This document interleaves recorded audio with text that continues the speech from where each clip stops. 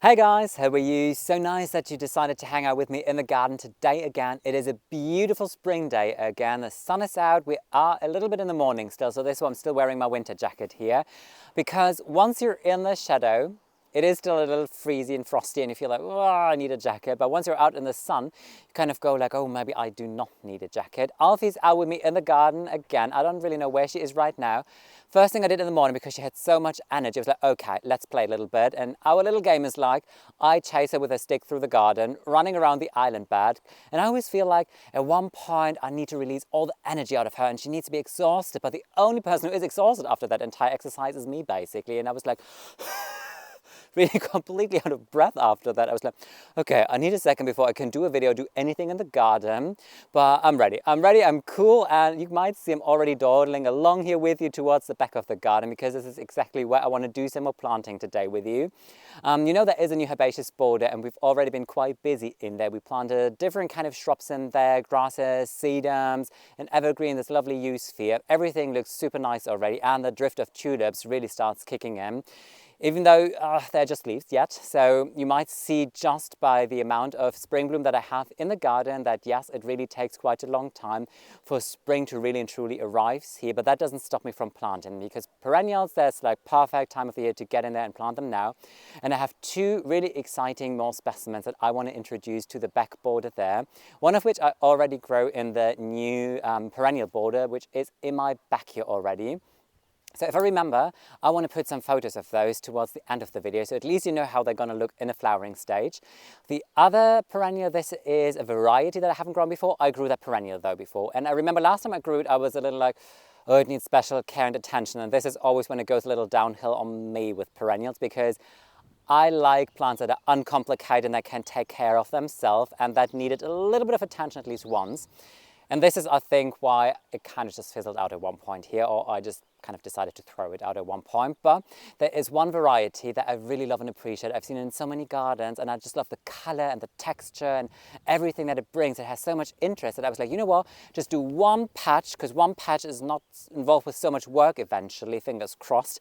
And let's see, because I really don't want to miss out on that specific perennial as well. So obviously what I want to do, as always, I'm just going to give you a quick tour of the area where I want to plant together with you today, and then show you what exactly I intend on introducing to the border.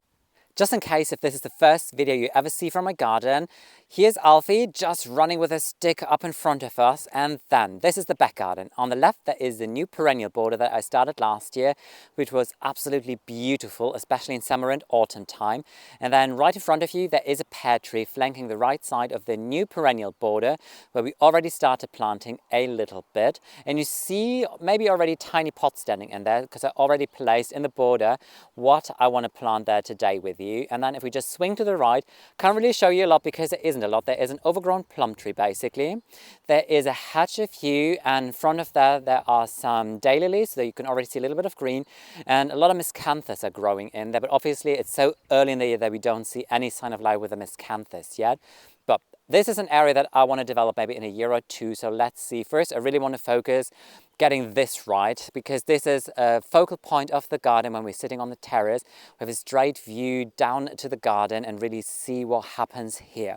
So what I want to do is, at the front of the border there is nothing yet, but what I want to put there is a smaller variety of miscanthus and underplanted with Rebecca cherry brandy, because this is exactly the same what I did on this side here of the new perennial border, and there was a very beautiful look last year, so I just try and mimic it on this side as well, because I think when there's an element of cohesion, that is always nice and lovely for the eye. Then there is a drift of tulips in here. This is a variety called Silver Cloud, but you can tell not a lot happening yet, only foliage, not even a single bud is up, and that really has to do with the temperature still being quite cold here. It is mild during the day, but the nights are still quite fresh and cold. But this is what I want to plant today. This is the first drift of asters, and there is a second drift over there. So over there, what I'm going to do, just what I did already with some of the shrubs or other perennials that I planted, is to put some of the asters on this side of the fence and others on the other side of the fence, to make sure that I connect the new herbaceous border with a slope in the back, so that the transition from the upper garden to the slope feels lovely and organic. There is a label, so I can already tell you what kind of aster I'm going to plant in here today. It is a German name. It is Aster novi belgii Schöne von Dietlikon, and this is one of my absolute favorite asters you could possibly grow in the garden. I grow it in the new herbaceous border and in the front garden as well. Very happy with it. Very robust, sturdy, leaves. Everything looks just perfect. I'm going to give you a lot more information about it in a moment, but all I can say is if you don't grow this variety in your garden yet, maybe you want to give it a try, because I'm guarantee you it's going to make you very happy. Next thing, so put the label back. Next thing I want to do is put a drift of another perennial in here that I don't grow at the moment at any other location of the garden, simply because I had it already. In a pink variety though, and the thing is, after it stops flowering, you need to get in there and trim everything back in order to encourage new fresh growth, and this is where I always struggle. But this is a Salvia, and it's a variety called Caradonna. It's a very popular and common variety, but what I love about it is it has these absolute beautiful, long, dark purple flower spikes and great element of texture to the garden. So I thought, you know what, let's just try it. Let's do one nice drift here and let's see how they perform, how happy I will be with them. I think location wise this will be ideal next to the sedum. I think this is just a very lovely color combination, and I ordered more of those plants in Germany, so when I drive to Germany next time I'm going to pick up more of them to make sure that this drift is even bigger for a lovely impact. Whenever I plant a new aster to the garden, I make sure that that variety ticks my 3 must-have boxes in order to make sure that the plant is happy, but quintessentially that I'm happy as well with the plant, because I don't want to have any plants that are not looking nice in the borders, obviously. So the first thing that is very important for me is a plant capable of holding itself upright throughout the entire season? Because a lot of the asters have the problem once they start coming to bloom that the flower heads are so heavy that the actual plant cannot support the weight anymore, and suddenly your asters are lying flat in the borders. You need to come in and stake them, and my staking game is non-existent. Let's put it that way. I'm really lazy and really bad with that, so whatever comes into the garden is not allowed to lay flat at one point, and this one didn't. And especially here, sitting on top of the dike, we're exposed to nature's element. In autumn, winds are hitting, and not a single stem of this variety ever lay flat in the borders, and that speaks quality for me. Second thing that is always something that you want to have an eye on: does aster have a problem with powdery mildew? Because especially novi belgii varieties do sometimes suffer from powdery mildew, which most of the time has to do with irregular watering. Since nothing is on irrigation here, they are having irregular watering basically. So there might be a week or two when they don't get a lot of water, and then suddenly there is a week full of rain, and that variety had no problem with that at all. There was not a single sign of powdery mildew. It had all of its leaves throughout the entire season, which looked very beautiful on the variety, and on top of it, it had no problem with any kind of pesticides at all. So no bugs, no aphids, no slug or snail damage, so that was just wonderful about it. And the third and last thing that is always important for me is, how do the flowers look like? Are the flower petals like open? Is a pollen exposed? And this is exactly what it is on this variety of aster. Even though the single flowers look very frilly and fruitful and they have a big impact, like beautiful blue color, big drifts hovering through your borders, still the pollen is out there, so all the bees can come in. And I can tell you, last year autumn, the new perennial border in the back of the garden was filled with bees and butterflies. It was the most beautiful sight you could possibly imagine, and this is why I absolutely love this aster as well. Now about the other key facts that might be interesting for you as well. This goes down to a zone 2, which is really hardy. It might be very interesting for a lot of you gardeners. So there is no risk of losing a plant pretty much in your garden throughout winter. It grows up to 1 meter, maybe 1.20 meters in height. Here it was definitely a meter, I would say, which is roughly 40 inches. I think my inch game is still not 100% there, but I'm getting there over time, I suppose. In terms of soil, it is not very fuzzy. We have very, very sandy and well-drained soil here. This is typical for the south coast of the Baltic Sea. Where I'm going to plant it, I know the entire area is mulched already. So what I did is, before I planted anything, I came in there with bags and bags of fresh garden compost, handful of organic bone chips, which is going to break down to nitrogen to improve the soil structure, dug it all under so the soil there is prepared. I think when I plant it, I might just come in with a little extra organic bone chips just to make sure that they're really, really happy in their planting hole. But this is all I'm going to do. Don't need to enrich the soil in that area anymore. The last thing is that there is a testing in Germany about perennials, and that might be quite interesting for everybody who speaks German, that this is an Aster variety that was rated with 3 stars, which is the best. It does not get any better than that. So this is definitely one of the most beautiful asters you could possibly grow in your garden. And this is organic. Even Bioland, bio is a German word for organic. So this is even one more thing, which is absolutely beautiful for asters. Just in case if you saw Alfie running off the deck terrace now is because there was a cat suddenly appearing in the garden. And Alfie's way of playing with cats is chasing cats. I'm always feeling a little sorry for them, but please tell me that your dogs do the same thing and it's just not my dog who's doing that all the time. But what I want to do is, if you do not grow this variety of aster in your garden, give it a thought. I guarantee it's going to make you very, very happy. Before I plant my Salvia Caradonna, obviously, I want to give you some information about it as well. But you know, I never grew it in my garden, so everything I can tell you is simply based on the information from the labels. But as the year progresses, I'm really excited to share with you what I think about it. How it performs here, how it thrives, how it's going to bloom, all the things, how much attention it needs. Hopefully not a lot, even though I know I need to do one thing. I'm going to tell you in a second what that is. Before I made the decision to introduce this brand new variety to my garden, there is one thing that really caught my attention, and I think you exactly know what I'm talking about. I really love those flowers. Whenever you make a decision to introduce a new perennial to your garden, obviously you really love what kind of newness and what element the new perennial and flowers can bring to your garden. It could be texture, it could be the color, and I think this one ticks a lot of the boxes because it has very elegant long flower spikes, and I think that they are just a perfect combination in terms of texture for what is in the border already. I have the asters, and they produce almost like a cloud effect of bloom hovering through the border. Then I have the sedum, they have disc shapes, and then you have these really lovely spikes from the salvia. In terms of color, this will also be a wonderful addition because everything that you see in my back now, which is kind of like brown, it looks like nothing. Autumn comes, will be filled with abundance, all tones of violet, purple, with red and a little bit of blush from the sedum, and Salvia Caradonna flowers in an absolute beautiful dark rich purple.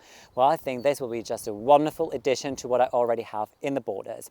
Lovely thing about salvia is they can flower twice a year, which is nice for perennials because most of perennials, they flower once a year for 6 weeks and they will sit. And then fingers crossed that they're still going to look nice for the rest of the year.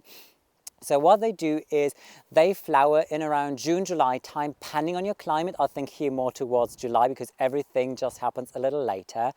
After the flowers are spent, they turn brown. You go in with your secateurs, you trim them back to the ground, and then they flush back with a lot of new fresh foliage and also some new flower spikes. Will be less though than in the first time. And then they might flower again in about September time, which is absolutely wonderful, obviously. I told you before when I made the decision to introduce asters, for me it's always important to attract wildlife, and salvia in general does just that. And the nice thing that it does is that it attracts different kind of pollinators. So whenever you plant up a border, make sure that you use all different kind of flower heads because different flower heads attract different pollinators. Some more key facts are hardiness. This is going down to zone 5. I'm in a zone 7B, so no danger of losing it due to frost in winter, which is a good thing. And then in terms of soil and sun, salvia in general always prefers poor soil, well-drained soil. Perfect here, obviously. I keep on telling you. Sandy soil here, so this should be very happy. And the new herbaceous border, you see it now this time of the day. It's fully exposed to the sun. It's southwest facing, so just ideal for the salvia here. I think these are all the good information that you need to know up until I can show you how beautiful they're hopefully going to look in my garden. What I do now is start planting, and whenever I plant something, I make sure that I plant it dead level in the ground, mulch it in, water it, and then I hope for the best that all the plants be happy and start thriving.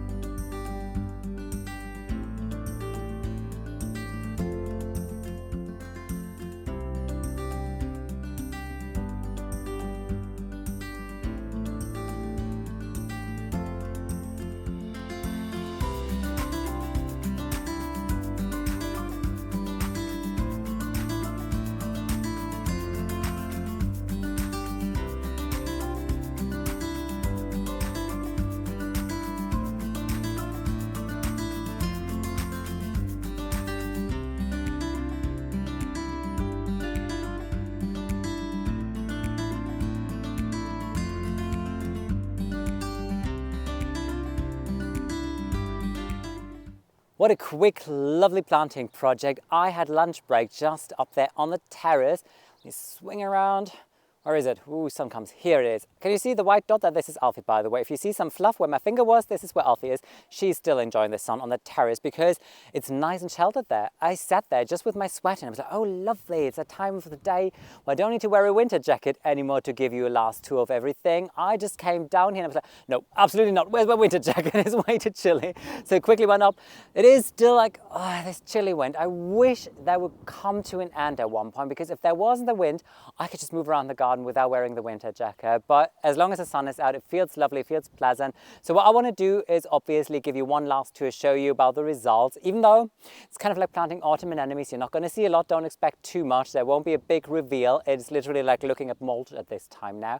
But I think in a month from now, I could definitely give you some update tours, and then you're going to see at least like leaves appearing and how they pick up growth and everything. I want to show you the area from here because I can just point at areas and explain my thought process to you, because here in front of us there is a new perennial border that I planted up last year. So last year there was nothing but lawn here, and then suddenly there was a big border, and in there is already, now comes my finger, drift of Aster Schöne von Dietlikon just in here. And I know, I'm pretty sure I forgot to tell you how high it's going to grow when I talked about the plant. So this is going to grow between 1 meter and 1 meter 20 in height, which should be 40 inches or 50 inches, something around that sounds quite right to me, which means it is a perfect plant for a midsection of a border just of its height. And then I'm going to have another drift here and another drift over there. So autumn comes, now imagine everything is going to grow into its full size. There will be the point when standing here, you won't be able to see the little path just behind those yews that leads you to the compost heap. Everything is going to look like one big drift of grasses, flowers, and I think it's going to be so beautiful. I can't wait for that momentum and show you. In my head it works out, hopefully reality is not going to disappoint me. But even though you're not going to see a lot of the salvia, I still want to give you a closer look at them. There is one where you might see at least anything. So if we just come in here, this is the one with the biggest growth. Not a lot yet, but I think still more to come. At least you can see something. If I would show you this area here, there is a salvia. Try and find the plant. I don't think you will. There's just one dry stick basically. This is where I think a salvia should grow, hopefully, fingers crossed. But I have asters just here behind the tulips, and then the other drift of asters there next to my rose. And I thought maybe I can introduce another plant in here, because my planting scheme, I think I haven't measured quite right, to be honest, and the bed is a little bigger to what I measured. So I have the sedum here, and then I have the salvia there, and they are perfect neighbor. And bearded iris would match perfectly. And you know, if you follow my channel already for quite a while, that I had quite an obsession with bearded iris, and I have 200 billion of those sitting in pots. And if at one point they come to bloom, I can make a decision and see which one would fit really nice in here, because I think that that might be just a beautiful foliage accent in the border as well. That is it for today's video. I hope you enjoyed it, and that was pretty much it for planting perennials. Now 3 videos in a row, all of them are in the ground, but I told you already that at one point I'm going to go back to Germany because I have ordered more perennials there in a local garden center, and I'm really excited to pick them up. So more perennial planting obviously is on its way, and then all those annuals, the cannas, the dahlias, all those things that are still waiting and sitting here. Another thing is also sitting on the driveway. Couldn't resist to buy a really intriguing thing in the garden center. This is bound to go into a container, so there's another video on its way. And before I go to Germany, I want to take you with me to the vegetable garden again, because there are a few things that I still want to do and need to do before I head back, because I'm not sure if I stay 1 or 2 weeks in Germany, and I think at one point it might be too late to do those things in the vegetable garden. But another day, another project. Hope you had fun with my 3 episodes of planting perennials in the garden. Take care, guys, and would love to welcome you in the garden very soon again. Bye.